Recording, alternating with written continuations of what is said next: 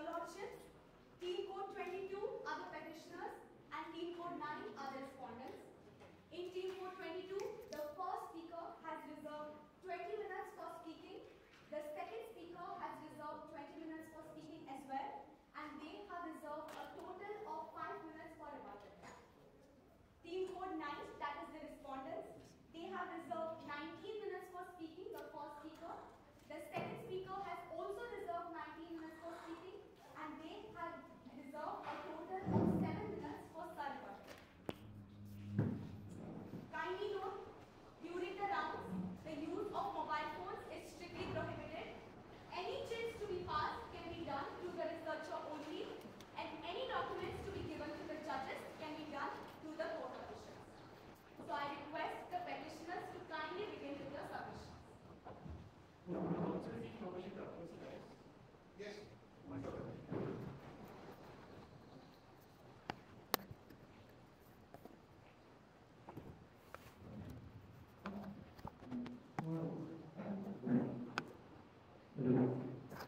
Counsel seeks permission to address the bench collectively as Your Lordships. Much obliged, Your Lordships. Your Lordships, Counsel 1 representing the petitioners in the present case would be dealing with the issue of whether Section 375 of the IPC is in violation of the right to privacy of minors, Your Lordships, and the Counsel would be reading with the remainder of the issues as stated in the statement of issues in the petitioner's memorial, Your Lordships. Your Lordships, Counsel 1 will be taking up 20 minutes of this court's time, and Counsel 2 will be taking up another 20 minutes, and Counsel wishes to reserve 5 minutes for rebuttals, Your Lordships. Much obliged. Your Lordships, before proceeding into the primary arguments, Counsel seeks permission to address the issue of maintainability of this suit, Your Lordships. Much obliged, Your Lordships. Your Lordships, it is the contention of the petitioners that this writ petition under Article 32 of the petitioners is in fact maintainable under Article 32, Your Lordships, and submissions regarding the same would be primarily on 3 limbs, Your Lordships. Firstly, Your Lordships, on the issue of whether consensual sexual activity between minors is valid or not, have been conflictingly decided by the High Courts of this country, Your Lordships, and therefore it is necessary for the Supreme Court to clarify the issue on the same, Your Lordships. Secondly, Your Lordships, the POCSO and IPC being challenged in the present instance is central legislation, Your Lordships, and therefore it is suitable, as it is applicable to the entirety of India, it is more suitable to approach this Honorable Apex Court in place of the High Courts. And finally, Your Lordships, the doctrine of alternative remedy that exists have certain exceptions that have been met in this instance, Your Lordships. Your Lordships, in the present case, that is, in the present issue of whether consensual sexual relationships are valid or not, have been varyingly decided by High Courts of this country, Your Lordships. The Madras High Court in Sabari versus Inspector of Police, Your Lordships, have held that it is in fact valid, Your Lordships. However, in the case of Martha Pandey versus the state represented by the Inspector of Police, the court has held otherwise, Your Lordships. Therefore, it is necessary for this court to clear the question of law in this issue, and it is on this grounds that the petitioners have approached this court, Your Lordships. Your Lordships, furthermore, if the petitioners were to approach the Bombay High Court, Your Lordships, which is the alternative remedy in the present case, the Bombay High Court has already issued a judgment in this regard, Your Lordships, in the case of Ashish Ansari versus the state of Maharashtra, Your Lordships. And therefore, it is necessary for the petitioner to approach the Supreme Court, Your Lordships.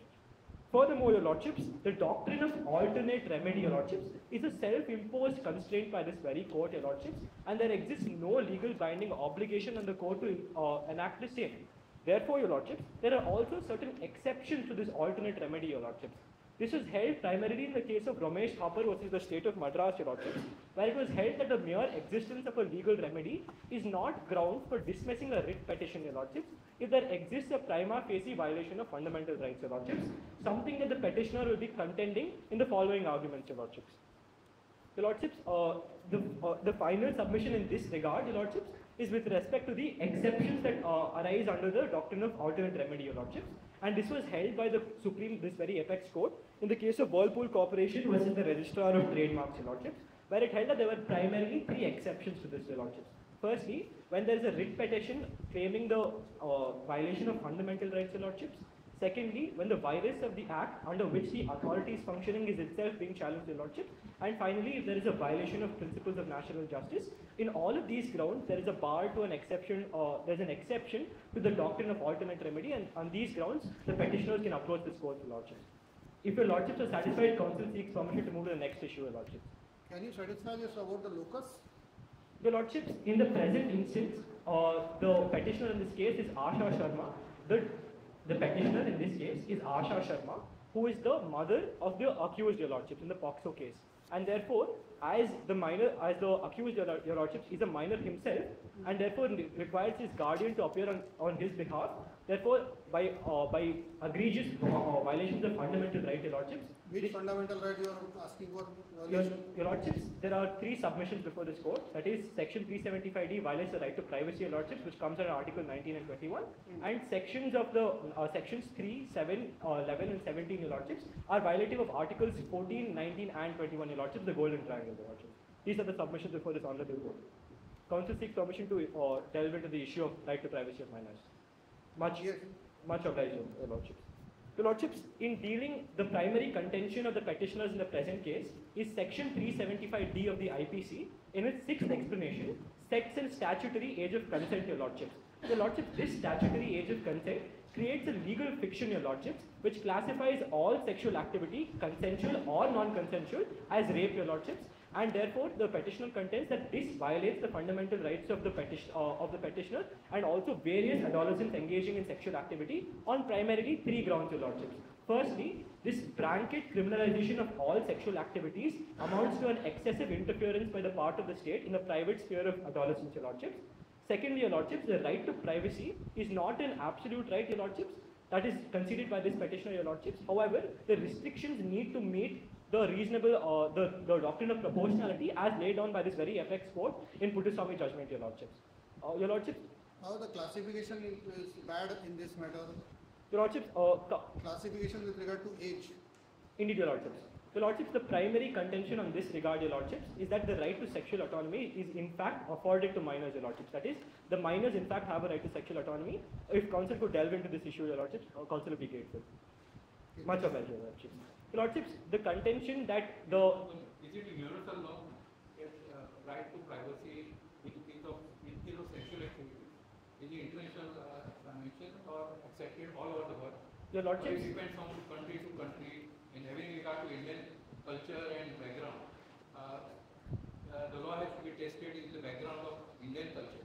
Indeed, your lordships. Your lordships... You must be aware of why 370 was amended in after 13. Yeah, indeed, your lordships. Your lordships, this apex court itself has recognized the right to sexual autonomy as part of the right to privacy under the Navdev Singh Johar judgment, your lordships, where the court struck down section 377 of being violative of articles 14, 19 and 21, your lordships. Furthermore, your lordships, the council is going to argue that this distinction violates article 14, your lordships, on the grounds that the sexual autonomy is not only recognized in the implicit functioning of the legislature, your lordships.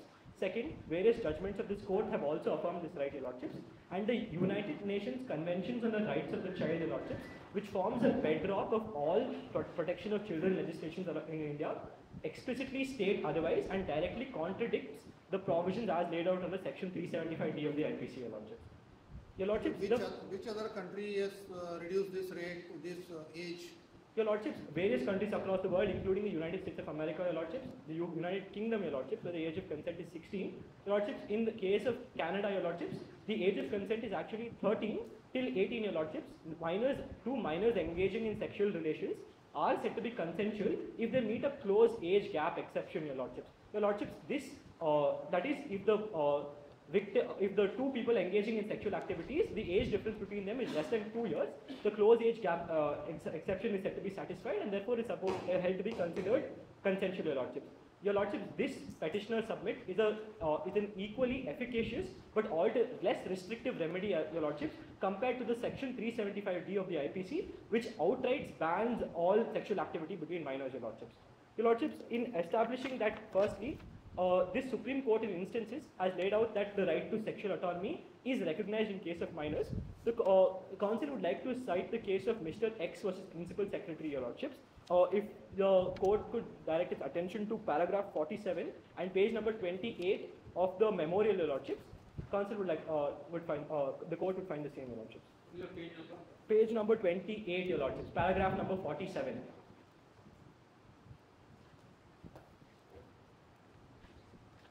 Of this compilation? Yeah, indeed, your lordships. Yeah. Yeah, indeed, your lordships. Where is the paging?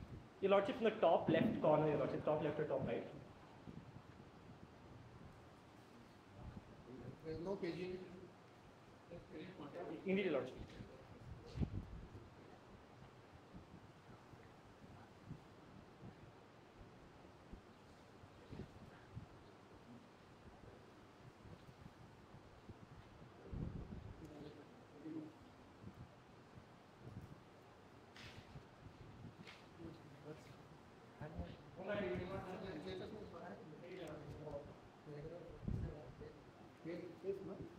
Not done. I don't find paging. Apologies for this inconvenience, Your Lordship. If possible, proceed forward. Can you point out this one also? Which page?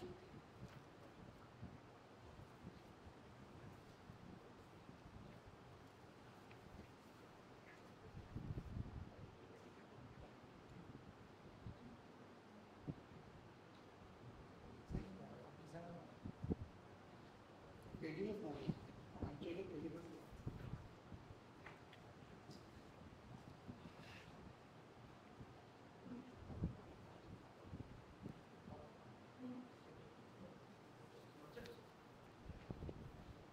Your Lordships, Council has omitted it from the memorial, Your Lordships. I'm really sorry for the inconvenience caused to this court.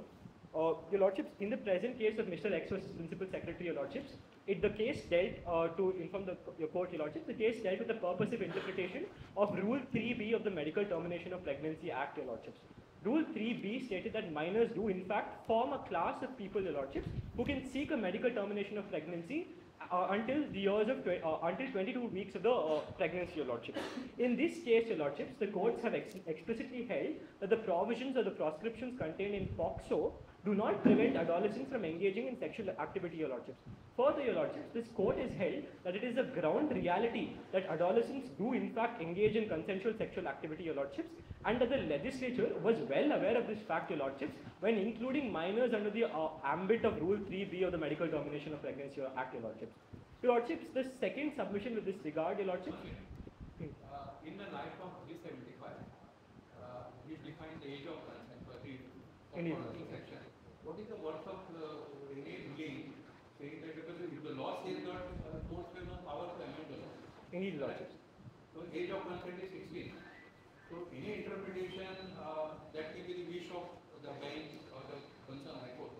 But what has done, unless the law is amended, how the courts are going to interpret what should be the age of consent? Your Lordship. If the legislature says 16 is the age, whatever will be, even if there is a consent, it is immaterial. It is statutory right, correct? Indeed, Your Lordship. What is the point? Your Lordships, the submission before this court is that the the petitioner is not asking the court to adjudge a specific age of consent, Your Lordships. Moreover, the petitioner's submission is that the court should find this provision of Section 375D unconstitutional until the legislature enacts an amendment that provides for a close age gap exception, Your Lordships, as mentioned in the various other jurisdictions across the world, including the United States, United Kingdom, and so forth, Your Lordships. Your Lordships, the grounds for saying this is grounded in the United Nations Convention on the Rights of Children, Your Lordships. Your Lordships, why this United Nations Convention assumes such importance is because in the preamble of the POCSO Act, Your Lordships, and even the Juvenile Justice Act, Your Lordships, the court makes explicit reference to this United Nations Convention on the Right of the Child, Your Lordships. And therefore, it is reasonable to assume, Your Lordships, that the court or that the legislature in enacting consequent provisions of law should keep in mind the broad aspect of this United Nations Convention, Your Lordships. However, the Council would go on to establish that this Section 375D is in outright violation of the United Nations Convention on the Right of the Child, Your Lordships. Your Lordships, the United Nations Convention... 1 minute.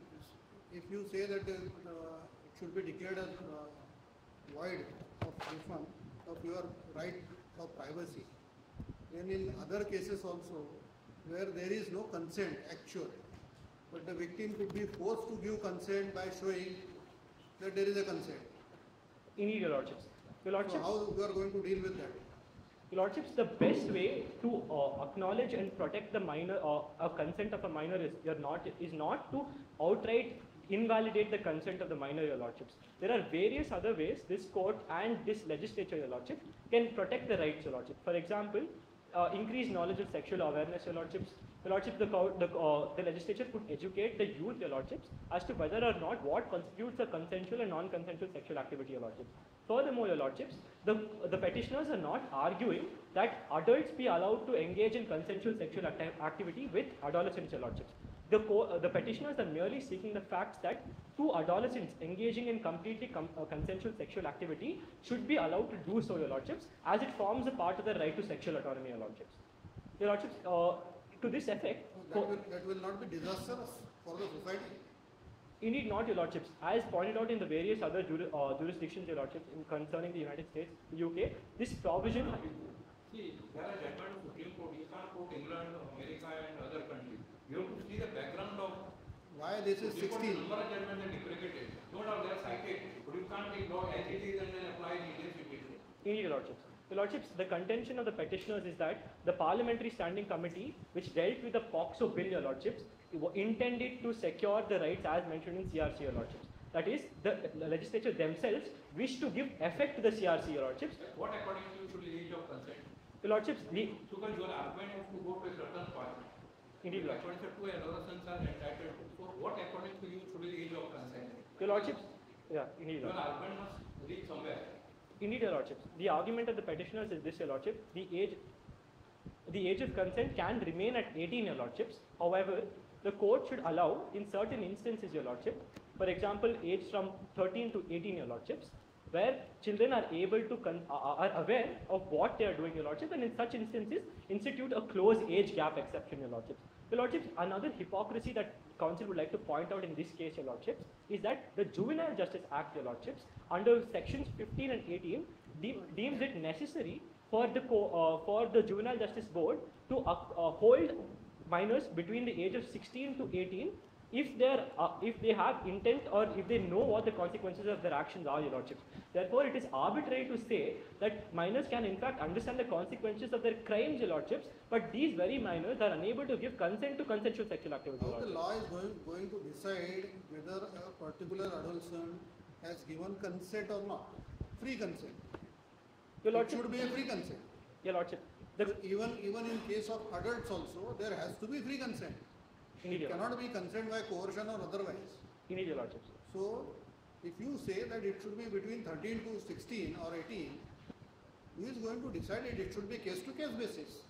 Your lordships, this very problem... It can be generalized that the consent could be given. Your lordships, this very problem also arises with adult women, your lordships. In this country also, adult women are persecuted to a much greater extent than men, your lordships. Yet, the court doesn't prevent women from engaging in consensual sexual activity merely on grounds that their consent cannot be considered, your lordships. And therefore, it is the same case, it's the petitioner's submission, your lordships, that the distinction between two minors engaging in consensual activity who are aware of what they are doing, your lordships, is the same as two women, or is the same as a man or woman, your lordships, or two individuals who are adults engaging in consensual sexual activity, your lordships. Your lordships, the second submission with regards to this, your lordships, is the court in Suchita Srivatsava versus the state of versus Chandigarh administration held that the right to sexual autonomy is in fact expansive in nature, your lordships, and therefore such a right your lordships, this includes the right to allied reproductive autonomy, your lordships. This includes the provision of emergency contraceptives, your lordships, the adequate reproductive care, your lordships, and it is the submission of this petitioner to the this legislative functioning already recognizes that minors do engage in consensual sexual activities, your lordships. To this effect, council would like to direct the court, would like to point out this court's attention to the guidelines issued by the Ministry of Health and Emergency Welfare, your lordships.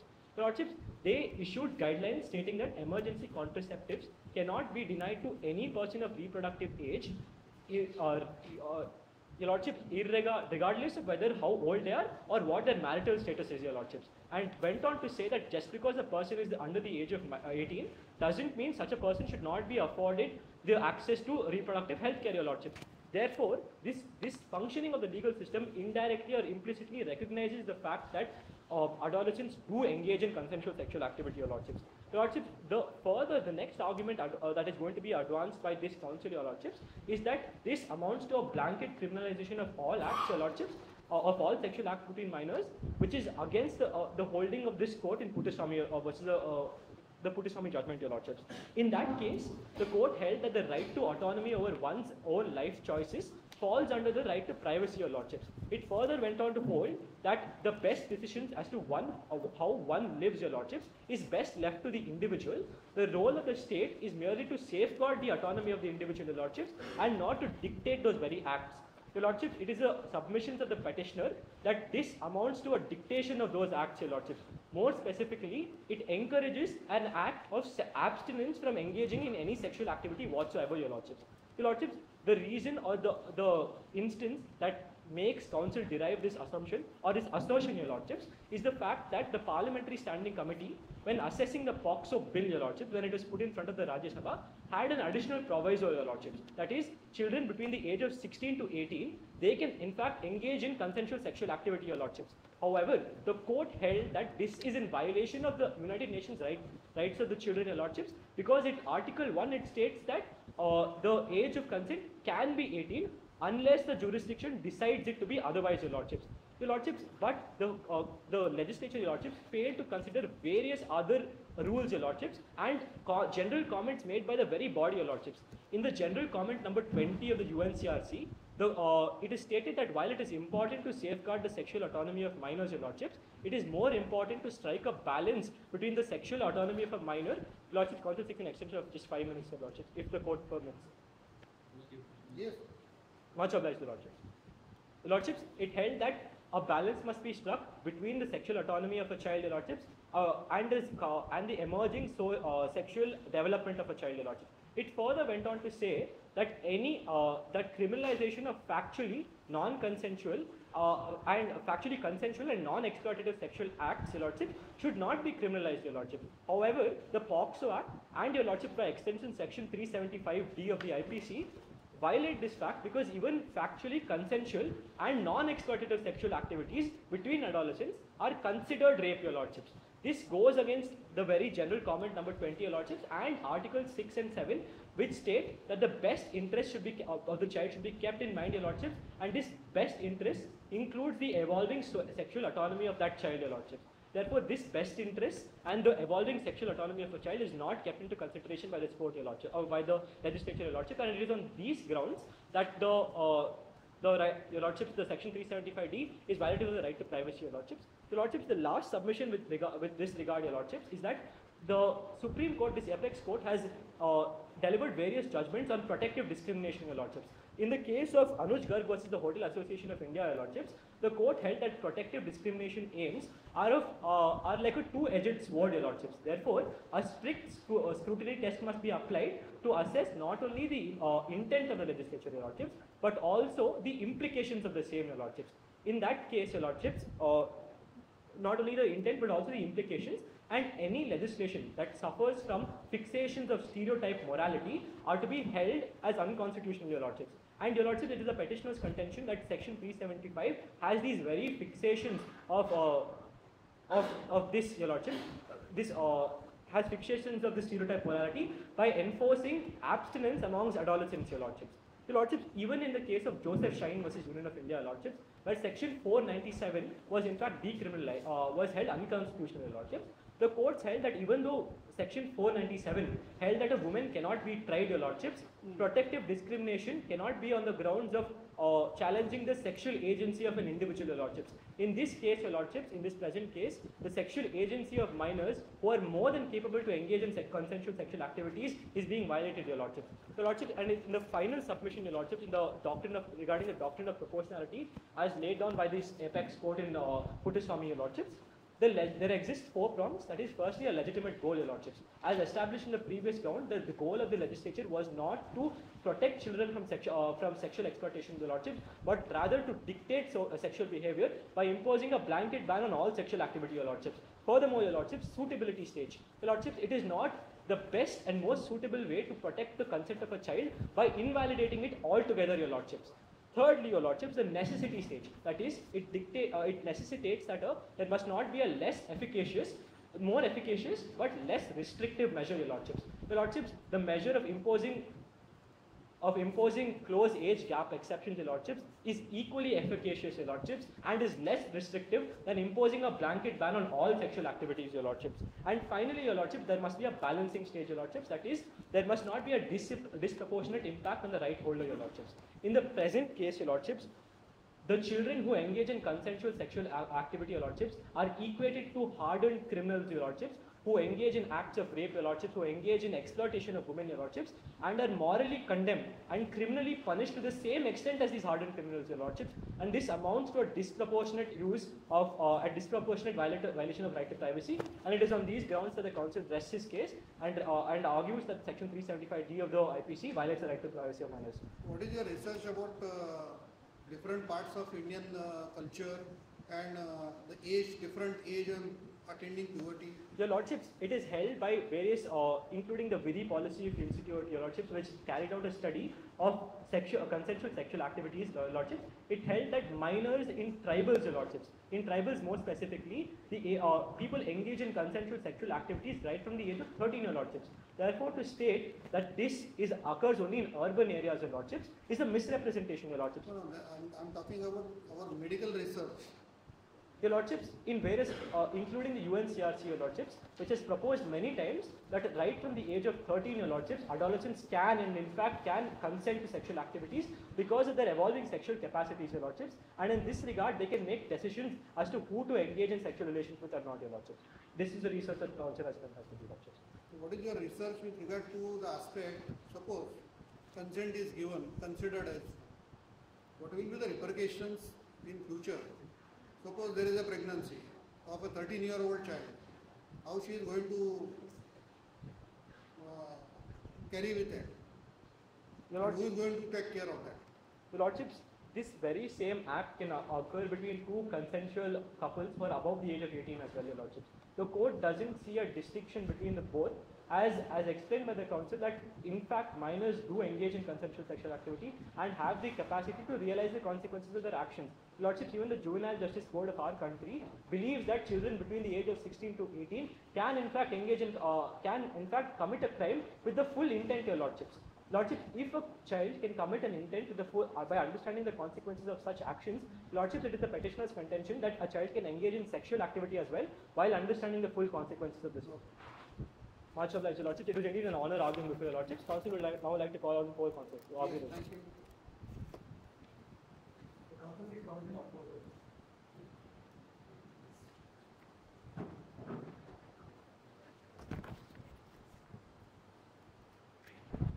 The Council seeks permission to collectively address the bench of Your Lordships.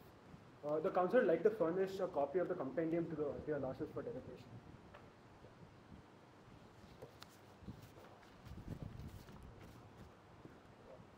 Your Lordships, Council 2 for the petitioners will be dealing with primarily two issues.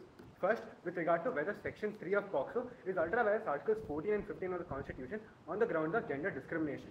And the second issue that the Council will be dealing with is with regard to whether Sections 3, 7, 11 and 17 of POCSO and Section 8.2 of the Goa Children's Act overlook consensual sexual relationships between adolescents, thus violating their fundamental rights, Your Lordship.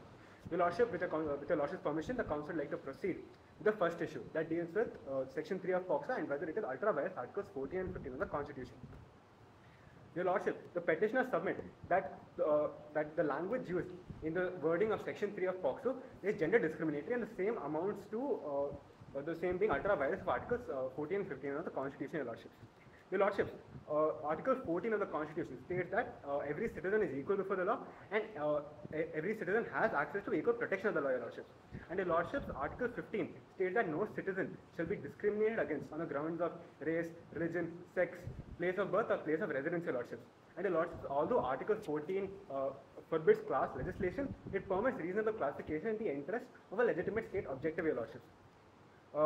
Your Lordships, the classification that is in contention with regard to Section 3 of POCSO is with regard to the perpetrator of the offence, Your Lordships. Your Lordships, although the classification with regard to the victim of the crime of penetrative sexual offences is gender neutral, in that it defines the victim as any child, and child has been defined in Section 2D of POCSO as any person under the age of 18, Your Lordships. it makes a very clear and gender discriminatory classification with respect to the perpetrator of this offence, Your Lordship. Your Lordship, look at the wording of Section 3 of POCSO indicates that the classification is restricted to only those offences where a male has perpetrated the offence. As Your Lordship, every single offence that has been listed out under Section 3 of POCSO starts off with a gender discriminatory and gender specific terminology of he, Your Lordships. Therefore, Your Lordship, it is submitted that the same classification does not satisfy the test of reasonable classification that was laid down in the case of Anvarli Sarkar versus the state of West Bengal, Your Lordship. Your Lordship may find the same case on page 3 of the compendium, Your Lordship. Your Lordship, in the case of Anvarli Sarkar versus the state of West Bengal, the court held that in order for a classification of the state to be reasonable, it needs to satisfy two criteria. First, there should be an intelligible differentia, and second, there should be a rational nexus between the objects sought to be achieved by the legislature and the differentia that have been adopted by the state, Your Lordship. Your Lordship, the object of the legislature with regard to POCSO and Section 3 of POCSO can be found in the preamble of POCSO, Your Lordship, where it mentions that POCSO is enacted in order to prevent child sexual abuse and child sexual exploitation, Your Lordship, in furtherance of Article 15.3 and the UN Convention on the Rights of the Child, Your Lordship. Your Lordship, it is submitted that there is no rational nexus between the classification that has been made for the purposes of Section 3 of POCSO and the object of the legislature, which is to prevent offences of penetrative sexual offences, Your Lordship. Your Lordship, the submission of the petitioners is that by narrowing down the classification to only those offences that have been perpetrated by a male, it excludes all those offenders who may be women or transgender, Your Lordship, and therefore it cannot adequately deal with every single case of penetrative sexual assault, Your Lordship. And Your Lordship, it was further submitted that the offence of penetrative sexual assault in itself is not necessary to be committed by a male, Your Lordship, as looking to the wording of Section 3 of POCSO indicates that it is not merely restricted to penile vaginal intercourse, Your Lordship. It also has a wider ambit, and it also includes in its ambits offences such as application of the mouth on the penis, urethra or the anus of the child, or manipulation of the body of the child with regard to the penis, urethra or the anus, or insertion of any object into the same specified parts, Your Lordship. And therefore, Your Lordship, it is submitted that these offences are not necessarily gender specific and can be committed by a person of any gender, Your Lordship. And therefore, the classification that has been made for the purposes of Section 3 of POCSO is gender discriminatory and does not fulfill the test of reasonable classification, Your Lordship. Your Lordship, it is submitted that a gender specific classification will lead to one-sided application of the law, Your Lordship. As Your Lordship, if there is a case where two people are engaged in consensual sexual intercourse, for instance, Your Lordship, in the present case, Amar and Amina had engaged in consensual sexual intercourse, as I mentioned in the proposition, Your Lordship. However, Your Lordships, the only case that could be filed was by Amina's parents on Amar, Your Lordships, and the same offence and the same complaint could not be filed by Amar on Amina, Your Lordships, and therefore this will lead to a one-sided application of the law, Your Lordships. Further, Your Lordships, it is submitted that although there are other statutory provisions that adequately deal with other kinds of perpetrators with respect to Section 7 and 11, Your Lordships, as Section 7 and 11 have a gender-neutral connotation, which is to say the classification of the perpetrator and the victim with respect to Section 7 and 11 of POCSO are completely gender-neutral, Your Lordships. However, Your Lordships, Section 7 and 11 have widely distinct sentences of punishment that can be given out to the offender, Your Lordship. For instance, Your Lordship, under Section 7 of POCSO, the maximum punishment that can be given out is a maximum of 5 years of imprisonment, Your Lordship. And the maximum punishment that can be given out for an offender under Section 11 of the Act is only 3 years, Your Lordship. And this is disproportionate to the gravity of the crime of penetrative sexual assault, Your Lordship. And it is for this very same reason that Section 3 of POCSO has a much more stringent punishment, Your Lordship, that ranges between a minimum of 7 years and a maximum of lifetime imprisonment, Your Lordship. And therefore, by excluding other categories of offenders who can commit the same offence, it is submitted that the classification that has been made for the purpose of this particular section are gender discriminatory, Your Lordship. Your Lordship, it is further submitted that in the past as well, the constitutionality of statutes has been questioned before the very same court with regard to whether or not a particular statute is gender discriminatory and whether the classification with respect to any sort of gender specificity that has been made with regard to a particular offence was constitutional or not, Your Lordships. Your Lordships, I would like to point the direction of the court in the direction of the case of Hirul Harsora versus Kusum Harsora, Your Lordships, as Your Lordships may find on page 25 of the compendium, Your Lordships. Your Lordships, this dealt with the act of the protection of women from domestic violence. And the provision and contention in this particular case was with regard to the definition of respondent that was given in section 2Q of the same Act, Your Lordships. As Your Lordships, a respondent was defined in section 2Q of the same Act as any adult male who has perpetrated any of the offences that have been listed out in the Protection of Women from Domestic Violence Act, Your Lordships. And Your Lordships, in order to determine whether or not the classification was reasonable or not, the court went on to read each of the offences that have been listed out in the Protection of Women from Domestic Violence Act and see whether these offences in themselves are gender neutral or gender discriminatory, Your Lordships. Your Lordship, the court in that particular case referred to section 3 that talks about domestic violence and held that this offence is gender neutral. As Your Lordships, it need not necessarily be perpetrated by a male in the same household. It can also be perpetrated by another female in the household. For instance, Your Lordships, the mother-in-law or the sister-in-law can also perpetrate acts of domestic violence, Your Lordships. Another provision that the court looked into was section 17(2) of the same act that spoke about the fact that aggrieved persons that we mentioned in the act cannot be evicted by the respondent. And therefore, Your Lordship, under the previous definition, it excluded from its ambit the forceful evictions of the aggrieved persons by all those people who are not males, Your Lordship. And therefore, after looking into each of these provisions that have been laid down in the Protection of Women from Domestic Violence Act, the court held that the classification that was made with regard to section 2Q of the Domestic Violence Act was unconstitutional and gender discriminatory and did not have a rational nexus with the object of the act, and that was to prevent acts of domestic violence, Your Lordships. And therefore, the court also went on to state that the innovative reliefs that had been mentioned in section 18 to 22 of the same act would not be realized if the definition that was mentioned in section 2Q of the act was to be strictly implemented, Your Lordships. And therefore, the court went on to declare that the classification with respect to this particular act was unconstitutional and omitted the term adult male and insert in its place the gender neutral terminology of the term person, indicating that the respondent against whom the suit could be filed could be anyone and not necessarily a male, Your Lordship. And Your Lordship, what the petitioners seek in this present case is something very similar. We seek a reading down of the statute of section 3 of POCSO and an inclusion of more gender neutral terminology, such as whoever or any person who commits these said offences would be guilty of the offence of penetrative sexual assault, Your Lordship. And therefore, Your Lordship, it is submitted by the petitioners that the classification that has been made for the purposes of section 3 of POCSO are ultra vires articles 14 and 15 of the Constitution, Your Lordship. With Your Lordship's permission, the Council will now like to move on to the second issue that deals with whether sections 3, 7, 11 and 17 of POCSO and section 8.2 read with section 2(y)(1) of the Boa Children's Act overlook consensual sexual relationship between two adolescents, Your Lordship. With Your Lordship's permission, the Council like to proceed. Your Lordship, the submission of the petitioners in this regard is that these impugned sections do overlook consensual sexual activities between two consenting adolescents, Your Lordships. And it is further submitted by the petitioners that a blanket ban is violative of the fundamental rights of minors, Your Lordships, as the legislature has not made any exception with regard to consensual sexual activity between two minors, Your Lordships. Your Lordship, before delving into the argument, it is pertinent to note what exactly the age of classification is with regard to these impugned sections, Your Lordship. The Lordship, section 2D of the POCSO Act mentions that the age of that any child is a person who is under the age of 18, and therefore the age of consent has been set at 18, Your Lordships. However, Your Lordship, this is in contravention to the definition of child in section 2D of the Boa Children's Act, which mentions that although a child is anyone under the age of 18, there is an exception provided that if the victim of the offence is a minor of the age of 16 years, then the age of consent will be considered as 16, Your Lordships. And therefore, Your Lordships, since there is a conflict between these two laws, section 42A of POCSO states that in the event of a conflict between two laws made in that regard, POCSO will prevail, Your Lordships. And therefore, it is submitted that the definition of child and the classification of child that has been made in section 2D of POCSO will prevail over the classification that has been made in section 2D of the Boa Children's Act.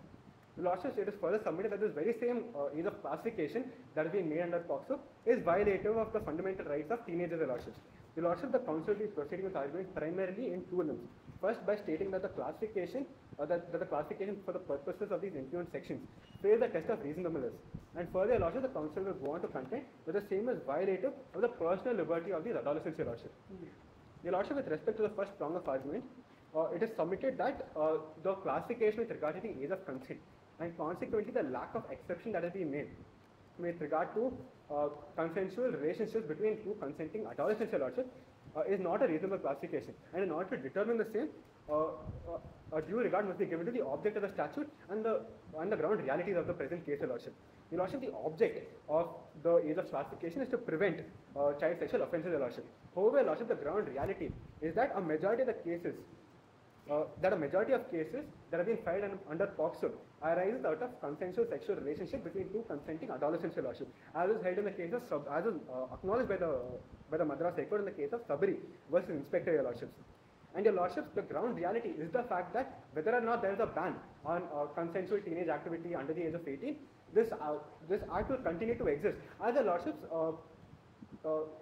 consensual teenage activity is an important part of the development of teenagers, Your Lordship, as was acknowledged by the court in the case of Vijay Lakshmi versus the state represented by the Inspector of Police, Your Lordship. Your Lordship, in this particular case, as Your Lordship may find on page 198 of the compendium, Your Lordship, the court held and acknowledged that adolescence is associated with many psychological and developmental challenges, including first love, Your Lordship, and this is an important developmental marker in their self-identity, Your Lordship, and therefore going on to criminalize the same will only have a counterproductive purpose, Your Lordship. As Your Lordship, if two consenting teenagers who are mature enough to understand the consequences of their actions, if they decide to undertake in consensual sexual activity, then a blanket ban will only serve to prosecute them for the same, Your Lordship, and it will go beyond the objective of POCSO, Your Lordship, as the objective of POCSO was to deal with the legitimate cases of child sexual abuse, Your Lordship, and therefore every single case of consensual teenage activity is looked into by the courts. The focus will be taken away from actual cases of child sexual offences, Your Lordship, and this is a very blatant violation of the objective of POCSO in itself, Your Lordship. So therefore, Your Lordship, it is submitted that the age of classification in these impugned sections does not acknowledge the ground realities with regard to consensual teenage activity, Your Lordship, with regard to sexual activity, Your Lordship. Lordship, it is further submitted that a large area of cases with regard to POCSO are not filed by the victim of the crime, Your Lordship. It is filed by the family of the victim, Your Lordship, merely because of the fact that they disapprove of the boy in the relationship, Your Lordship. Your Lordship, the same was acknowledged by various High Court judgments, including, Your Lordship, the case of Vijay Lakshmi versus the state represented by the Inspector of Police, and the case of Basavaraj versus the state of Karnataka, Your Lordship, where the court acknowledged the fact that the case is not even filed by the victim, and the victim did not want to corroborate with the prosecution in this present case, as a large number of the prosecution witnesses in this particular case turned hostile, Your Lordship. And this is not just restricted to these two cases; it is a common factor with regard to a large number of POCSO cases involving romantic relationships, Your Lordship. As Your Lordship, it is not the intention of the victim, so-called victim of the crime, to file these cases upon the accused, Your Lordship. It is merely the fact that the family of the accused does not approve of the boy, Your Lordship, and therefore, Your Lordship, an act that is made to prevent child sexual offences and child sexual abuse is being blatantly misused by various families of the girl child in order to harass the teenage couples and in order to harass the boy in the present relationship, Your Lordship. And Your Lordship, merely the fact that a complaint has been filed implies that the boy will be subjected to a lengthy trial procedure, and the same will have a very detrimental impact upon the psychology of the child, Your Lordship. And therefore, Your Lordship, the disastrous circumstances, the disastrous outcomes of the same must be given due regard to with regard to the age of consent that has been mentioned in all these impugned sections, Your Lordship. Now we will counter about the object of POCSO Act while increasing the age to 18. Because earlier it was, under the IPC also it was 16. That's Indeed. why the Boy Children's Act says about 16. So Indeed, increase to 18. How you counter the object of that? However, Lordship, by setting the age of classification at 18, the legislature has operated under a very wrongful presumption that consensual sexual activity between two adolescents is an exception and is a heinous offence in itself, Your Lordship. By criminalizing all of the acts of sexual activity, Your Lordship, the act is putting a boy involved in a romantic relationship where both the parties are under the age of 18 on the same pedestal as another person who probably has two or three cases of rape on him on the same pedestal, Your Lordship. And this is very obviously not what the act intended to do, Your Lordship, as there is a very clear distinction between two adolescents who have voluntarily decided to engage in sexual activity as a result of their first loves or as a result of their curiosity to know more about themselves, Your Lordship, and to discover their own sexual identity, Your Lordship. However, Your Lordship, it is submitted that if we equate these cases to the same pedestal as a case where a 40-year-old abuses a 16-year-old, it will not go on to serve the objective of the act, Your Lordship. And therefore, Your Lordship, it is submitted that the classification that has been made for the purposes of section of these impugned sections is unconstitutional, Your Lordship, and therefore the age of consent that has been mentioned also overlooks consensual sexual relationships, Your Lordship. The lordship it is further submitted that a blanket ban on every type of sexual activity between adolescents is violative of their personal liberty, your lordship. As the lordship was held in the case of Maneka Gandhi versus Union of India, personal liberty is an intrinsic part of Articles 19 and 21 and is available to every single citizen, your lordship. And therefore, if the court goes on to interfere in the personal lives of every single adolescent, sorry, your lordship. Indeed, your lordship. So if the court goes on to interfere, or the law goes on to interfere in every single act of consensual sexual activity between minors, it will obviously violate the right to personal liberty, your lordship. Sir, what we put is, if your argument is accepted, Indeed, you have to hold that a particular age must be the age of consent. Indeed, your lordship. Correct? Indeed, your lordship. Otherwise, your argument will be there. We can't say everybody must be taken out of law. Indeed, That cannot be. No court can do that. Indeed, So, unless you make out a case that this should be the age of consent, beyond that, we must Understanding. age of understanding. Unless you make that, and whether we can, sitting in court, whether you can decide what should be the proper age, or it for executive or legislature to decide. Indeed, your Legislature to decide. Indeed, your So, lordship. this you have to deal with, because merely raising argument will not take you anywhere.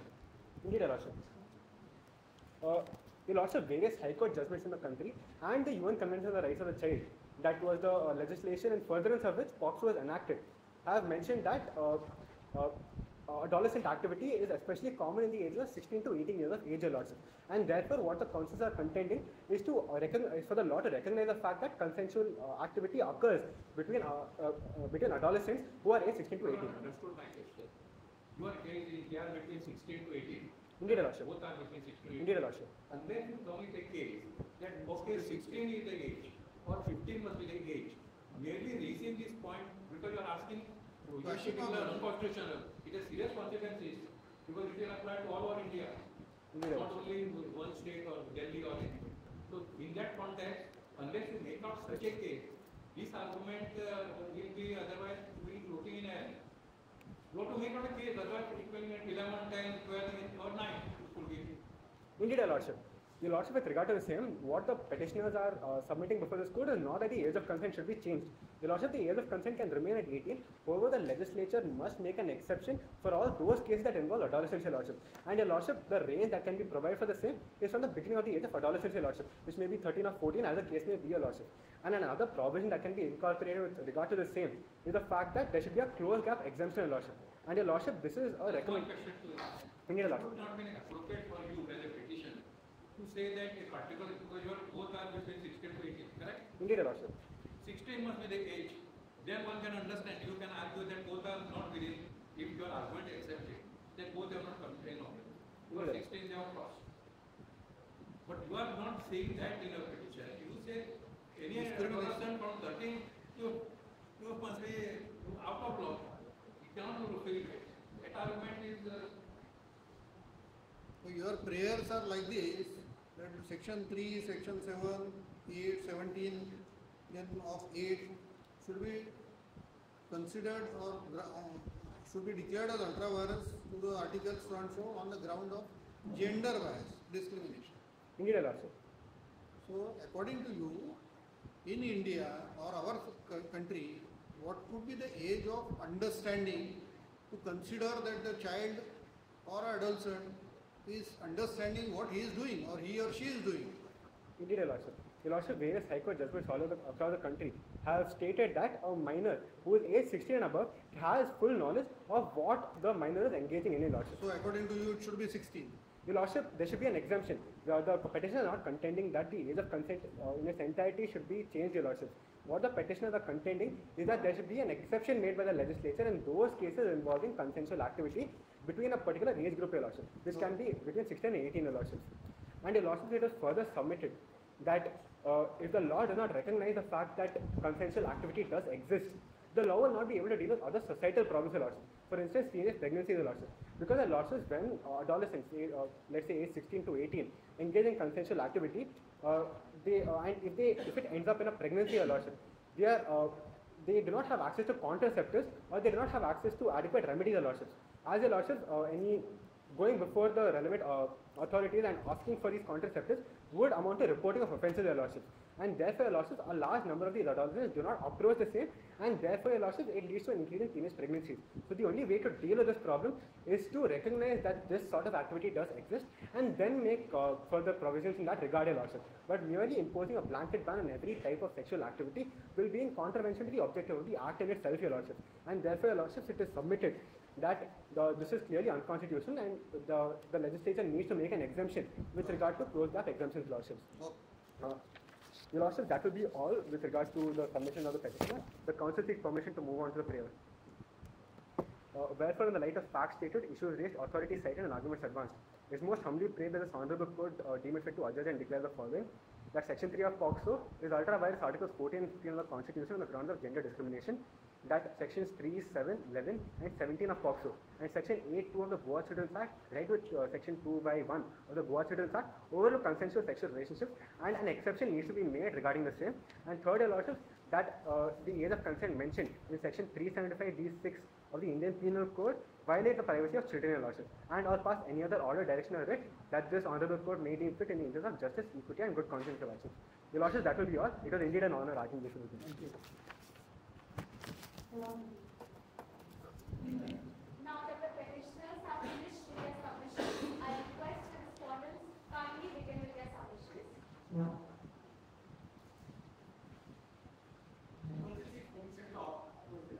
Much obliged.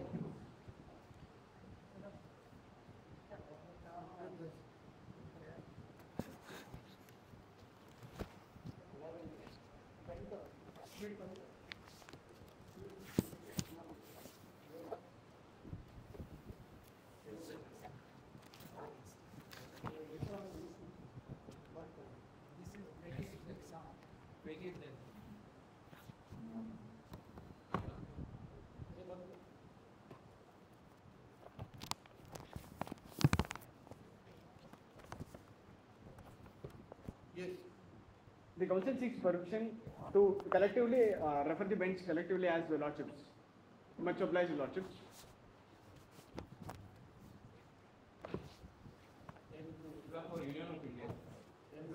Your Lordships, the councils are representing for the Union of India and others in the case of Dr. Ashish Sharma versus Union of India and others. Your Lordships, the council seeks permission to move on with the statement of jurisdiction. Your Lordship, the petitioners have filed the writ petition under the Article 32 for violation of fundamental rights. The councils representing the Union of India would seek permission of this Honourable Court to contend the maintainability of this petition. Much obliged, Lordships. Your Lordships, with regard to the jurisdiction, the council has mainly 5 contentions to make.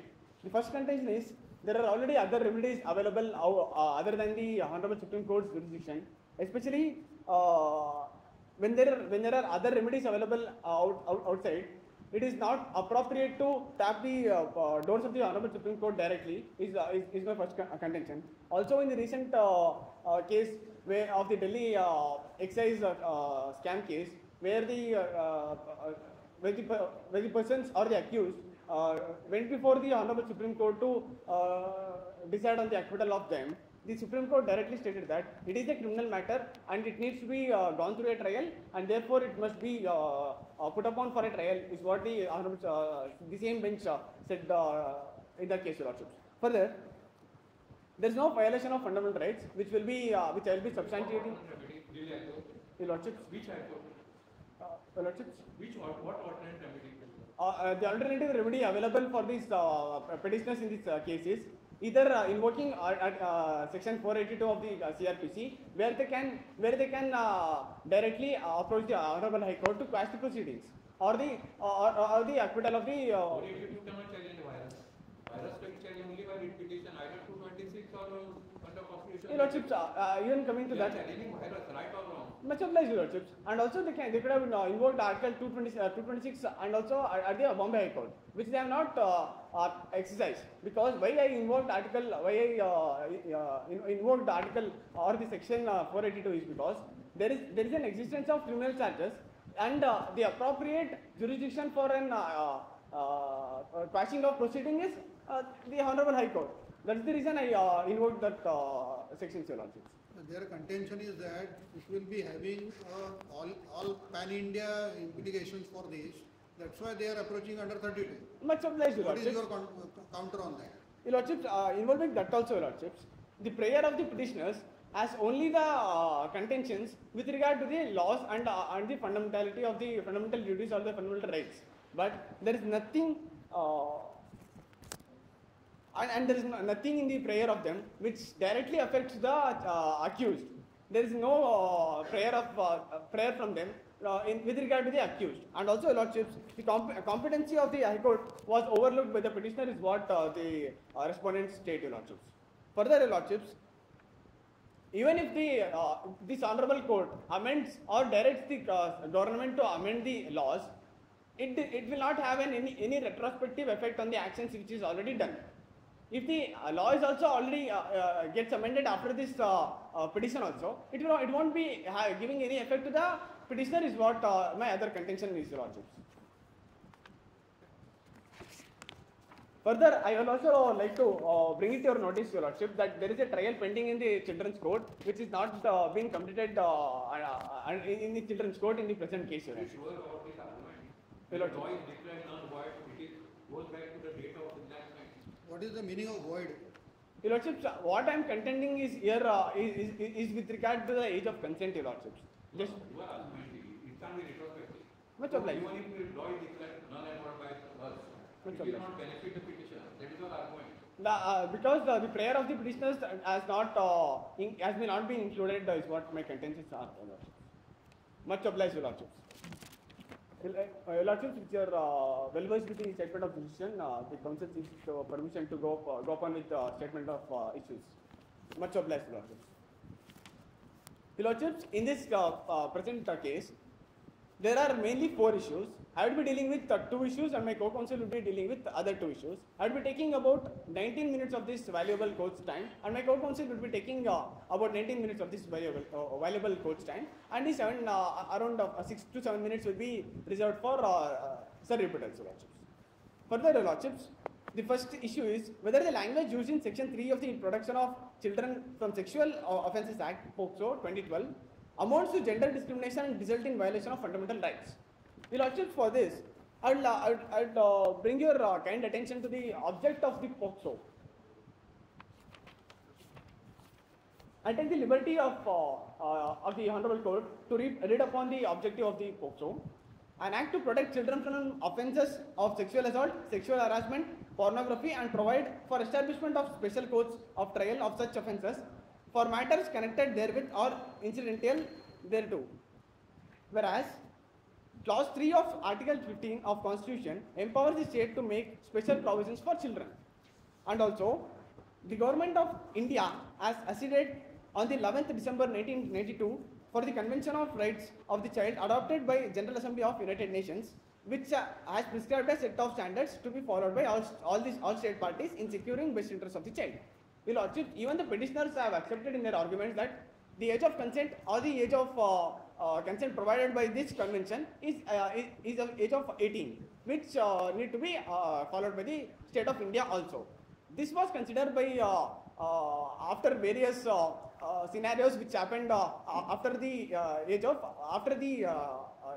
2010 scenarios. Your Lordship, for this also I would like to bring your notice upon the history of age of consent in India. It changed from year to year or from time to time with regard to the social implications and the ground realities. Taking on up from 1860, the IPC says 10 years of as the age of consent.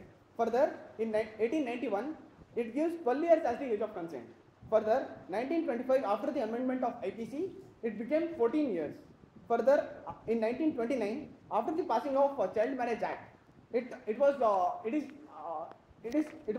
formulated as 14 years. Again, after 1940, after the amendment of Penal Code on Child Marriage Act, it was 16 years. Later on, in 2006, after the enactment of Prohibition of Child Marriage Act, it was 16 years. Later, the main parts come after the enactment of 2013, Criminal Law Amendment Act 2013, which amended IPC and which was shortly followed, which followed shortly after the enactment of POCSO. It increased the age of consent from 16 years to 18 years. And also, in 2017, the Honorable Supreme Court, in the decision of independent thought versus Union of India, rightly noted that 18 years, even in case of the married woman under the age of 18, on an account of reading down of exception 2 of the section 375 in light of POCSO. This contentions is what I am making with regard to the object of the POCSO and age of consent in this regard. Further, Your Lordships, can you explain why it was increased from 16 to 18?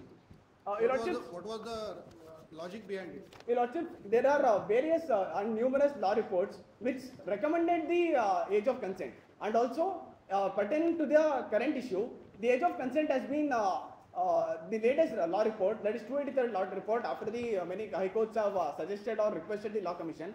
It has submitted to the to the Union of India that there is no necessary to decrease the age of consent, and this is also before the Parliament, which is yet to be decided. No, just now you read out those changes. Much obliged. So earlier it was 16. Much obliged. If the 16 it was maintained, this petitioner should not have been prosecuted. Your Lordships, with regard So to why it was increased to 18? What is the logic behind it, a reason behind it? What was the object? Your Lordship, the object behind increasing from 16 years to 18 years is after the amendment of criminal law in 2013. It was done because of the pertaining issues in the society, and also it was because of the law reports, and also to state that these actions were after the incidents of the Delhi gang rape case and other numerous outrages across the country with regard to the sexual offences. If Lordships are satisfied, the Council seeks to proceed. Much obliged, Lordships. Lordship, this Council seeks permission to submit the compilation of cases.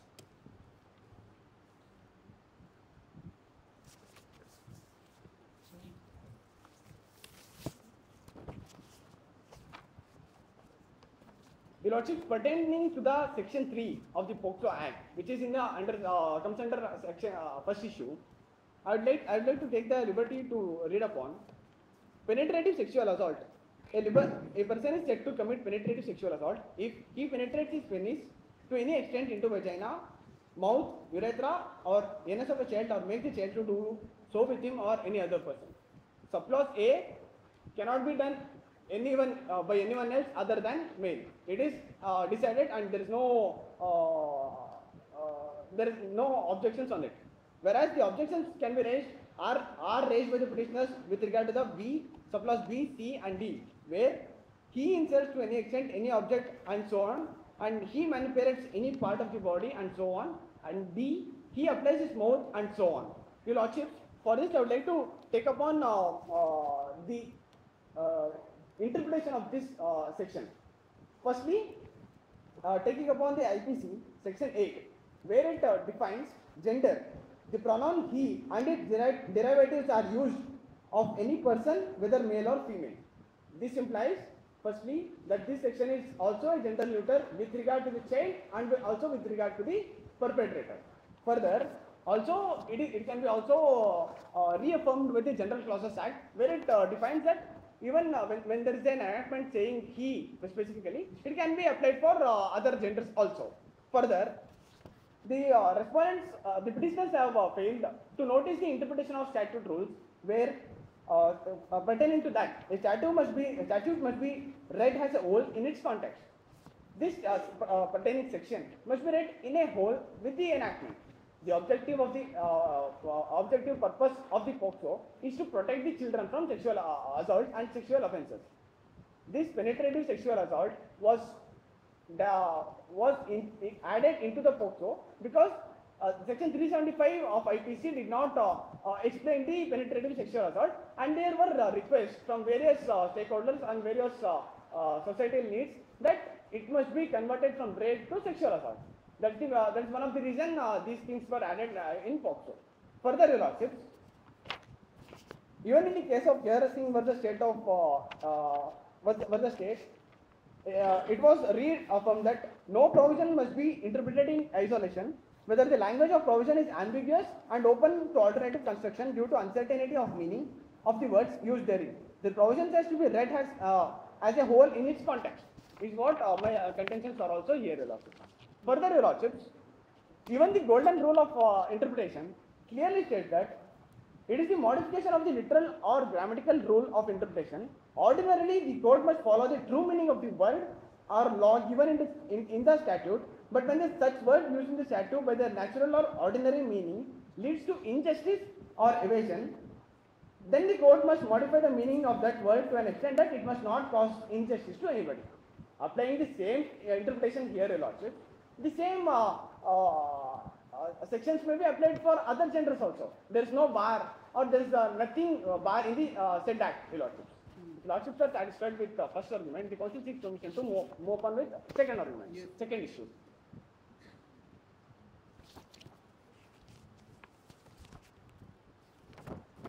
Further, Your Lordship, the second issue is whether the impugned sections, that is section 3, 7, 11 of the POCSO and Goa Children's Act encroach upon the consensual nature of sexual relationship involving minors below the age of 18, and whether these provisions fail to differentiate between consensual and non-consensual acts involving the minors. Your Lordships, when the petitioners made their arguments, they have completely forgotten the ground reality of the case, Your Lordships. Ground reality is completely different in the case. To explain or substantiate it, the council likes to rely upon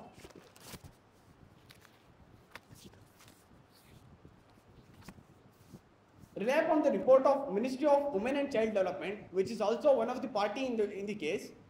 Around 12 lakh minor girls are involved in commercial sex, which is the data provided directly and which is already in the public domain. And also these girls know what they are doing and depend on the sex trade for their livelihood.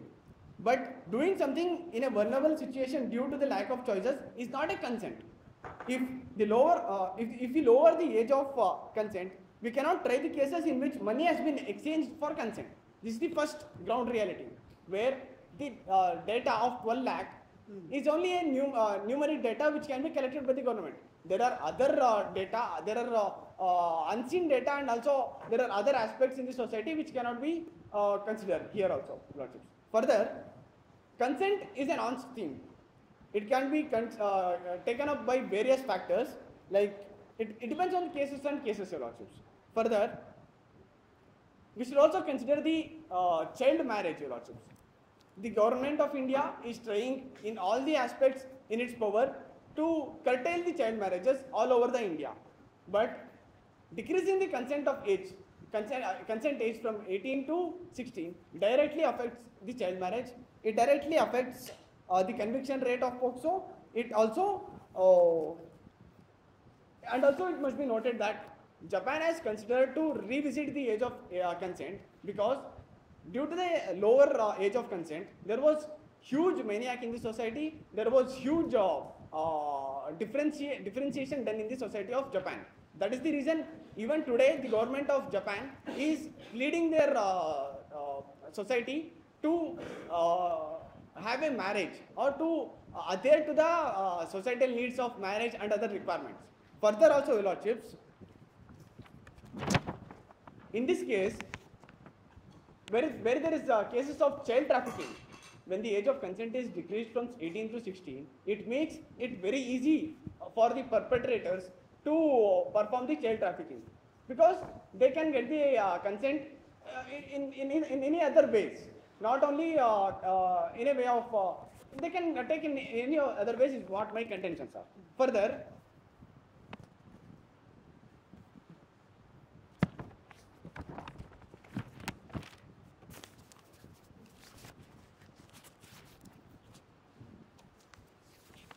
Your Lordships, the final argument or the conclusive argument of my arguments are, now these sections, the impugned sections, do not overlook the encroach upon the consensual character of sexual relationships. The only major objective of these sections is to put a curtail or put a stop on the offences against the children, which is the face value or the face of the objective of the POCSO. And also, when we revisit the age of consent or reconsider the age of consent from 18 to 16, this creates many other problems.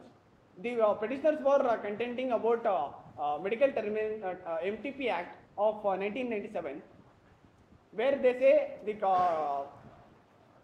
contraventions or contraceptives were given to anyone in the hospital without considering their age, sex, or any of their aspects. But the objective of that act is different, whereas the objective of this act is different. The objective of that act is to for the medical termination of the pregnancy and legalizing it and giving a right of medical termination. What is the main argument? My conclusive argument here is, Your Lordship. Opposing this petition. Your main argument is what? My main argument in this issue, Your Lordship, is these sections do not encroach upon those consensual relationships. It is the objective of the act where it directly states is to protect or safeguard the children's rights. It is not for the court to decide the age of consent. Your Lordships. So far, you have not argued the point. Your Lordship. It is not for the court to decide the age of consent. See, differentiate. It is for the legislature to decide the age of consent. Your Lordship. It is not for the court to decide. Your Lordship, We are expecting you to take this ground first. Your Lordship, there is one more issue pertaining in the same matter where my co-counsel will be. Starting point should be there. Pardon me, Your Lordship. Pardon me, Your Lordship. My contentions there also is that the Supreme Court cannot direct the government to revisit as, and also, Your Lordship. We expected you to start like that. It is not for the court. Pardon me, Your Lordship. It is not an insult to the court. Apologies. It is a legal argument. Apologies, There Your is no Lordship. jurisdiction to decide the consent. Apologies, Your Legal Lordship. argument normally advanced. Apology, Your Lordship. Your Lordship, further, I also had mentioned about 283rd Law Commission report, which is already before Parliament, and it is yet to consider by the Parliament, Your Lordship. If the Lordships are satisfied with the arguments, the Council would call upon my co-counsel for further arguments. Very much obliged, Your Lordship.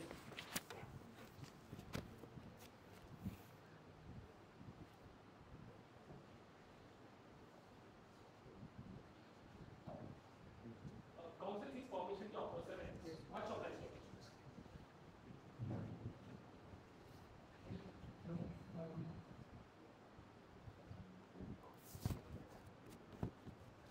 Council seeks permission to address the bench collectively as Your Lordships.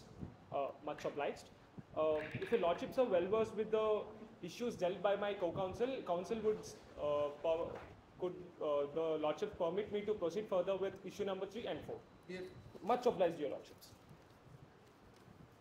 Your Lordships, issue number 3, pertaining to whether section 375 subsection D clause 6 of IPC in 1860, which stipulates the age of consent for sexual relationships, infringes upon the privacy rights of the children. Your Lordships, the respondent's most humble submission herein is that section 375 subsection D clause 6 of IPC 1860, which stipulates this age of consent, does not infringes upon the privacy rights which has been enshrined in Article 21 of this Constitution. Your Lordships, I would. Age of consent under IPC.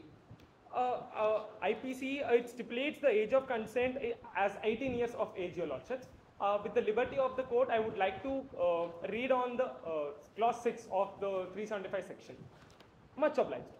375 subsection D clause 6 of IPC, with or without her consent when she is under 18 years of age, Your Lordships. This is the bare understanding and literal interpretation of this provision under IPC, which states that below the age of 18, when a minor is involving in such activities, with or without consent, should be criminalized, and it is not valid. Your Lordships, herein the right to privacy, pertaining to the right to privacy, here in the main contention, the council contention regarding to this right to privacy has not been violated in this present case, as the state has never infringed into a legal relationship, Your Lordships. Since both are minors, they were living together in Bangalore, it was not regarded as a legal relationship. And furthermore, however, the state action that passes each of these 3 tests can limit the right. I would like to quote the 3 limits, Your Lordships. Firstly, pertaining to that state action must be legislative mandate. Here, the legislature, which is the mother law IPC, gives the section 375, which mandates the state to act upon so. In regarding this case, secondly, it must be pursuing a legitimate state objective, and third, it must be proportionate. That is, state action must be necessary for the democratic society. Your Lordship, the state has followed the due procedure established by law, and by filing the FIR against Amar and also the charge sheet, and now the case is before the children's court in the stage of trial. In the investigation, we have clear evidence that has been placed before the court. Amar has the tendencies of being major, and it is the duty of the state to transport Amina back to her parents in this present case, Your Lordship. And I would like to state that accused does not have the security of claiming privacy, which is enshrined under Article 21 of the Constitution, is given to a person who is not accused of any crime and has the reasonable restrictions. Here in particular case, Your Lordships, privacy which has been seeking by the accused is not been given, since he has regarded as accused in this present case, Your Lordships, but rather it should be given to the person who is not accused in any of the cases under any of the provisions under the Indian laws. And furthermore, Your Lordships, Amina, as far as Amina is concerned, Amina doesn't know the legal consequences herein. She has dealt with him, and she was not, since she is a minor, she was not knowing about the legal aspects and the legal consequences thereon, which is the future aspects. If it is limited and staying together, we wouldn't have invoked POCSO, since they have both went to Bangalore, and we don't have any problem if they are staying together. But here the real problem comes in, because they have involved in sexual activities, Your Lordship. Herein, as mentioned by my co-counsel, under POCSO as well as IPC. The problem has arisen when they had intimacy and sexual intercourse or sexual relationships, Your Lordships. Your Lordships, if, as the petitioners had stated, to change the age of consent from 18 to 16 or etc. If any change is made by this honorable court, it is like giving a green license of the other offences, and they will come to the court and seek for the constitutionality of the same sections. And it will be burden on the courts to decide the constitutionality or if it is unconstitutional. And furthermore, Lordships, court can't convict a person on the future possibilities. And also, there are reasonable restrictions which are enshrined under right to privacy, which is Article 21, which are to protect the general welfare and to curtail, if necessary, to stop a crime from being committed. So, there is a time period of 1 month. If the state let it go to happen, to prolong the crime, it would be grave and vague. So, the state has taken the due procedure of law and acted upon so. Since you are representing the Union of India, Pardon, Your Lordships. you are representing Union of India, no? Your Lordships, apparently I am appearing before on behalf of the state, since my co-counsel has dealt with the... You are appearing for the state of Goa. Much obliged, Your Lordships. Much obliged. Yes. Council seeks permission to proceed further. Yes. Much obliged. Your Lordships, furthermore, I would like to state the facts which has been given in the Moot proposition herein, that in paragraph number 2, point number line 3 from down, Amina used to confide her apprehensions about her parents being conservative and would not allow her to participate in any of the activities herein mentioned in the court proposition. Since Amar has the knowledge of the consequences that Amina's parents are strict or they are conservative, they are orthodox here, and Amar spoke to Amina several times about why she should decide her life, that she should decide her life, not her parents. So this is a clear-cut instigation or assisting her to get into certain activities where it clearly shows the intention behind Amar, who is the accused here in this case, Your Lordships. And furthermore, in paragraph number 4 in the Moot proposition itself, Amar informed Razia that they both are minors, they could not legally marry, and he needed some time to think about that. So, since after passing the first letter, he knows the legal consequences. But why not before deciding to elope with Amina to Bangalore? Since he knows the legal consequences. Much needed here is knowingly, intentionally, Amar has acted upon so with eloping with Amina here and perform certain sexual activities. Your Lordships, furthermore, it is essential to acknowledge that the romantic relationships herein is inevitable except a direct and adverse impact on the best interest of the child. Here, Amina, the Honorable Supreme Court has to go accordance with the best interest of the child as it is stated in the general principle, which is principles of interest of the child, best interest of the child. Your Lordships, our contention herein is, I would like to state some surveys. According to some surveys, there has been a steep rise in child rape cases. And in such cases, responsibility is on the courts to decide and to provide the legal protection to certain vulnerable section of women here in Amina, Your Lordships, more precisely, and should act upon the best interest of the children. And further submitted that this rape, which is in line with the Article 21 herein, it is further submitted that rape is violative of Article 21 herein, right to privacy, Your Lordships. Rape is a crime against the human right, and it is violative of victims' most cherished fundamental rights, namely right to life, contained in Article 21. Honorable Court must observe the cases to be dealt with more severely and stringently. The intention behind this is, Your Lordship, that to cope up with the pace of the society or the transforming societal norms herein in this present generation or present societies, strict implication of the laws must take place. So, if the court criminalized after the trial, which is before the children's court, if they convict later, in futuristic aspects, no one will commit this type of offences and come before the court to seek the protection here in, Your Lordship, as far as accused is concerned.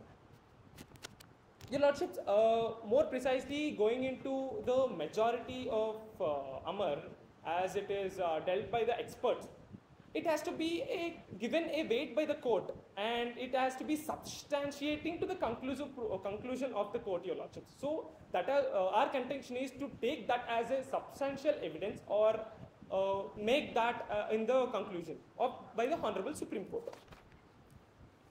Thus, I would like to conclude by saying my third issue, that the respondents humbly submits in the present case that there is no violation of these fundamental rights, which is in particular the right to privacy enshrined in Article 21, as challenger sections as backing and is consistent with the Constitution of India.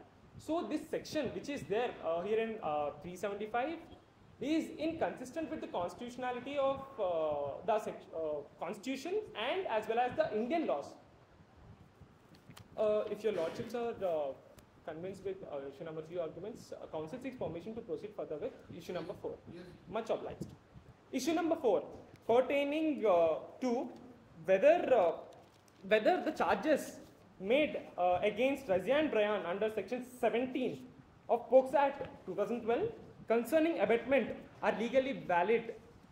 Your Lordships, before starting my arguments, I would like to bring on to your notice that in the clarification sheet that since the petitioner has failed to address on the charges made against Razia and Brian, which is very evident in the Moot proposition.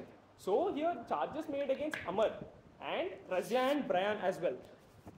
In clarifications as provided by the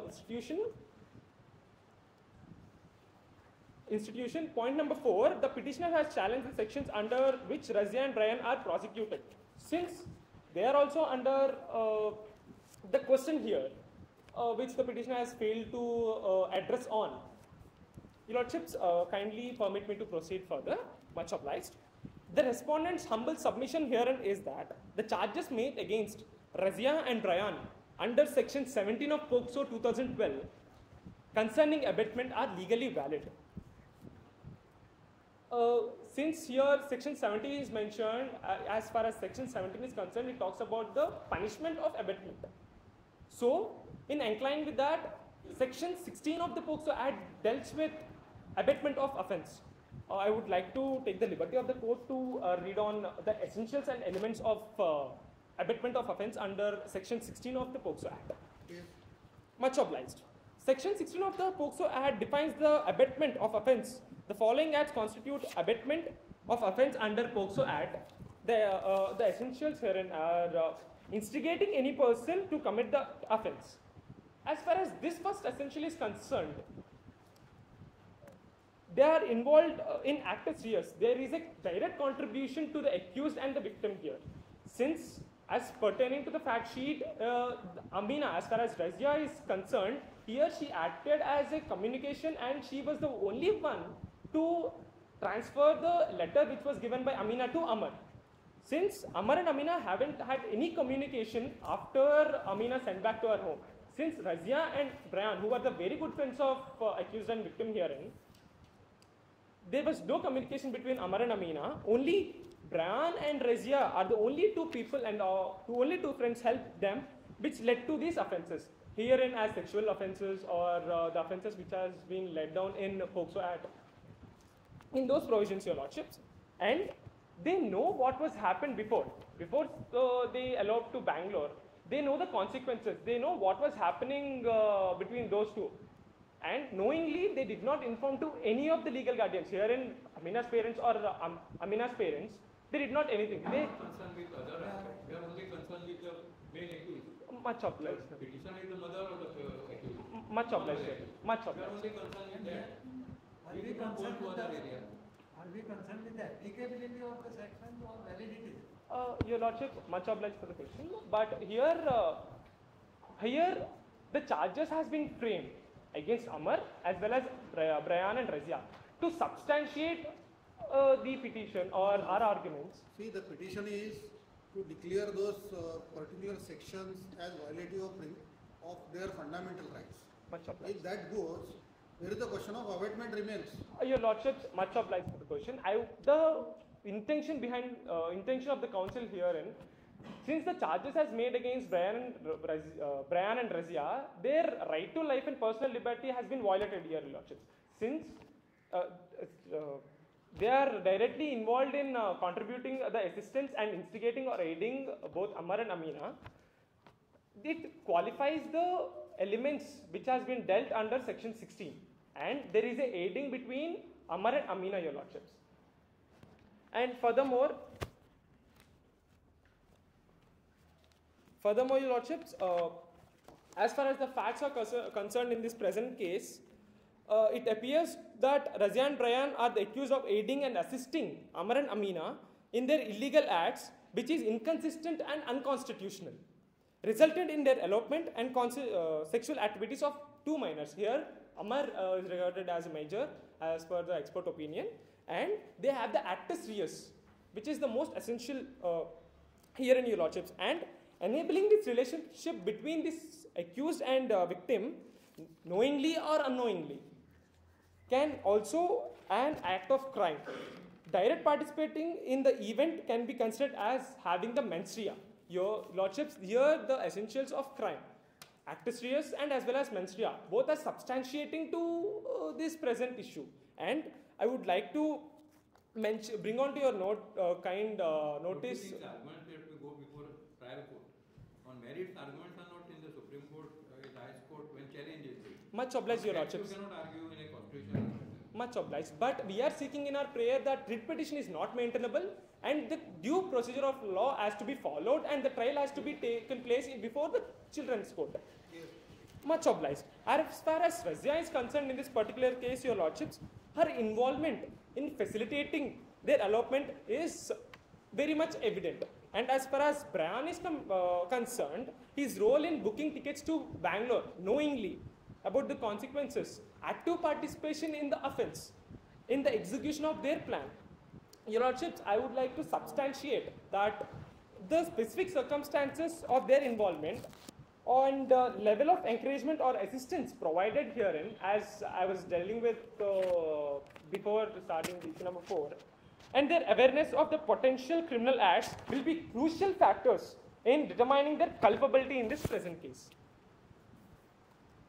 Your Lordship, since I would like to conclude my issue number 4 by bringing on to your kind notice that the Razia and Brian, who are being committed under Section 17 of POCSO Act 2012, are legally valid, Your Lordships. If Your Lordships are well versed with issue number, Your Lordships, indeed, yes, Your Lordships, we are in our prayer we are contending that this writ petition is not maintainable. Not maintainable maybe for 100 good reasons. Locals are entirely different matter. Much obliged. Sound may be good, but you are not correct later to come to the court. Much obliged, but as my co-counsel, As you understand, this point has not been highlighted. No, you may not take up the point because you may believe share locals as a mother of a minor. Therefore, share locals. Pardon, Your Lordships, pardon. Your Lordships, clarification stated that there is locus standi so silent, and as my co-counsel is dealing with the issue, there are alternative remedies which the petitioners can go upon and knock the doors of the High Court, and there should be a due procedure of law, that is trial hearing, should be proceeded further before the Children's Court. Counsel seeks permission to proceed further with the prayer. Much obliged. Wherefore it is prayed, in light of issues raised, arguments advanced and authorities cited, that this Honorable Supreme Court may be pleased to hold that the writ petition is deemed not maintainable, and accordingly it is prayed that petition should be dismissed and with exemplary costs as imposed as it deems fit by the Honorable Supreme Court. Secondly, the constitutional validity of the impugned sections is affirmed considering the specialized nature of the legislation must be considered, and rescind the stay granted on proceedings before the Children's Court, and pass any other order, direction or relief that it is deemed fit in the best interest of the justice, fairness, equity and good conscience. For this act of kindness, the respondent shall be duty bound and forever pray. It is my honor pleading before this Honorable Supreme Court. Much obliged.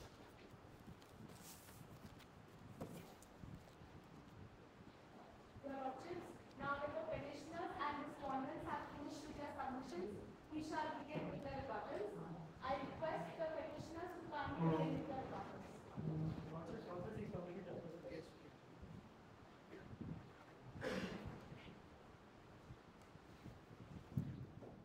Your Lordships, this counsel has taken much of this Honourable Court's time, so that he will keep his submissions brief, Your Lordships. Your Lordships, the respondents work under the assumption that this court is here to try the facts of the case, Your Lordships. This court has stayed the proceedings in the Children's Court, Your Lordships, so that this court can adjudge the constitutional validity of the sections involved, Your Lordships. That is something that the counsels or the respondents have not addressed, Your Lordships, and insist on the fact that this court can try questions of facts, Your Lordships, something this court clearly can't, Your Lordships. Your Lordships, the second fact of this case is the primary contention that the respondents made regarding the validity of the POCSO Act is, Your Lordships. The right to rights under Article 21 is not afforded to people who are not free, Your Lordships, and have pointed to the attention that because they're criminals under IPC and POCSO, they are not afforded rights under Article 21. Your Lordship, it is the very contention of the petitioners that these are violative of the fundamental rights of the Constitution, Your Lordship, and therefore they are not dealing with the fact that counsels are challenging the virus of the legislation itself, Your Lordships. Furthermore, Your Lordships, the counsel would like to address the fact that they state, respondents state that Section 3 is in fact gender neutral by referring to Section 8 of the IPC, Your Lordships. Your Lordships, IPC and POCSO are entirely different legislation, Your Lordships, and therefore provisions established in one legislation cannot be used to interpret provisions of another entirely different act, Your Lordships. Much obliged, Your Lordships. Furthermore, Your Lordships, the respondents have relied on various law commission reports, Your Lordships, and said that the age of consent is fixed based on these. However, after the enactment of the POCSO Act, Your Lordships, a Justice Verma committee was constituted to determine the age of consent, Your Lordships. In that particular committee, Your Lordships, the report held that the age of consent is to be 16. Is it then the respondent submission that the court, that the legislature will listen to this submission and therefore make the age of consent 16? Your Lordship, this is a distinction that the respondents don't fail to make, Your Lordships. Thirdly, Your Lordship, they justify the validity of the POCSO Act by saying that it derives its constitutional validity from Article 15(3) of the Constitution, Your Lordships. What the respondents fail to realize that in the case of Maneka Gandhi vs. Union of India, Your Lordships, The court has clearly established that any legislative action must satisfy the tests of 14, 19 and 21, Your Lordship. Something that the councils have not even addressed in their submissions, Your Lordships. Finally, Your Lordships, the council seeks to answer the question of this court as to what would be the minimum age of consent, Your Lordships. The council reiterates the fact that the age of consent can remain 18, Your Lordship, except there must arise a close age gap exception from the ages of 16 to 18, primarily because, Your Lordships, the Juvenile Justice Act holds that an individual or a minor between the ages of 16 to 18 can understand the consequences of his crime, Your Lordships, and therefore it is a submission of the petitioners that he can understand the consequences of his sexual conduct as well, Your Lordships. Your Lordship, in the final submission, Your Lordship, in this regard is under what provisions can this court interpret POCSO to be so, Your Lordships? This court is vested with the powers under Article 142, Your Lordships, where the court in the Ayodhya judgment has held that whenever it is necessary to do complete justice, the Article 142 can be applied when a strict application of law would lead to an inadequate remedy, Your Lordships. And the council contends that this constitutes such a case, and therefore council rests his case, Your Lordships. It was indeed an honor arguing before this court. I request the respondents to proceed with their side arguments. Yes.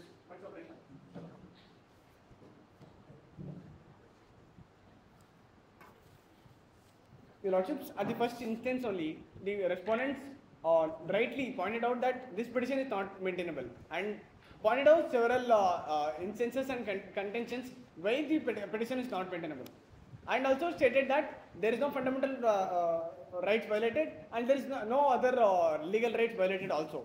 Further, Section 3 and Section 8 of IPC were read together to interpret the real object of the and the intention of the section. That is the whole purpose of interpretation of statutes, is what concerning with the our arguments and contentions, Your Lordships. Further, Your Lordships, the Justice Verma Committee report was rejected by the Parliament after deliberate discussions on the same aspects of age of consent and other aspects of the report. It was due to that reason the Justice Verma's Committee's several recommendations were not accepted by the Parliament. The same happens in all the numerous law reports, not only Justice Verma's Committee report.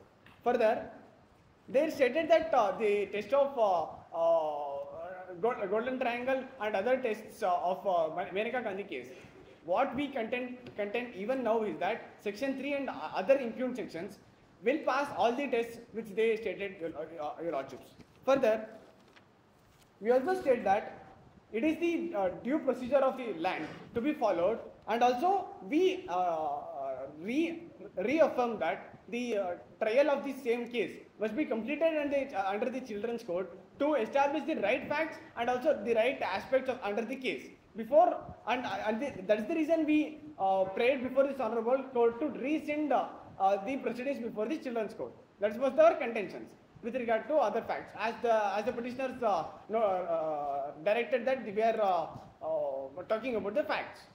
Further, with regard to the other sections which has been challenged, it is not inconsistent with the law, and it does in any of the way it does not violate any constitutional provisions. And the law reports which we stated here are substantive in nature. It is not directly binding on the courts, is what I would like to conclude, Your Lordships. It was humble praying before this honourable court. Much obliged, Your Lordships. Thank you. Your Lordships, now that the submissions have been made, we shall move to scoring. I request both the teams to kindly move out of the podium for the time We being. thank you both the teams for nice arguments, and we wish you best of luck. Okay? Please.